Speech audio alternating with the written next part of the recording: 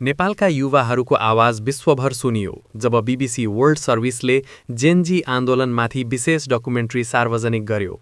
यस डकुमेन्ट्रीले 2025 September 8 र 9 मा काठमाडौँ लगायत देशका विभिन्न स्थानमा भएको युवा आन्दोलनको वास्तविक चित्र प्रस्तुत गरेको छ। त्यो समय सरकारले एकैपटक 26 वटा सामाजिक सञ्जालमाथि प्रतिबन्ध लगाएको थियो। यस निर्णयले विशेष गरी युवा पुस्तामा असन्तोष फैलियो। सामाजिक सञ्जाल उनीहरूको अभिव्यक्ति, व्यवसाय, सृजना र सम्पर्कको मुख्य माध्यम बनेको थियो। प्रतिबन्ध लगाइएपछि हजारौं युवाहरू सडकमा उत्रिए। उनीहरूले आफ्नो अधिकार, स्वतन्त्रता र अभिव्यक्तिको सम्मानको माग गरे। डकुमेन्ट्रीमा आन्दोलनको दिनको दृश्यहरू, प्रत्यक्षदर्शीहरूको बयान र आन्दोलनमा सहभागी युवाहरूको अनुभव समेटिएको छ। केही स्थानमा सुरक्षाकर्मी र प्रदर्शनकारी बीच झडप समेत भएको देखाइएको छ।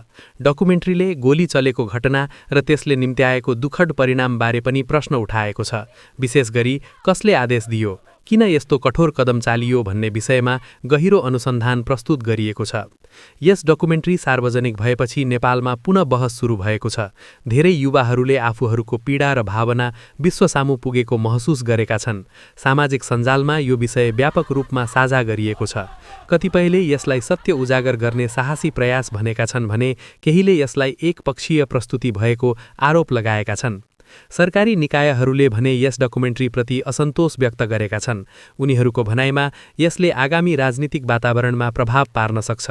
तर अर्कोतर्फ धेरै नागरिक समाजका प्रतिनिधिहरूले यसलाई अभिव्यक्ति स्वतन्त्रताको उदाहरण मानेका छन्। यस घटनाले एउटा महत्त्वपूर्ण सन्देश दिएको छ।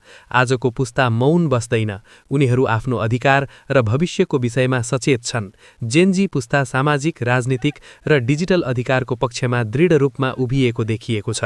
अन्ततः यो डकुमेन्ट्री केवल एउटा भिडियो मात्र होइन, यो युवाहरूको आवाज, पीडा र आशाको कथा हो। यसले राज्य र नागरिक बीच विश्वास, संवाद र उत्तरदायित्वको आवश्यकतालाई पुनः स्मरण गराएको छ।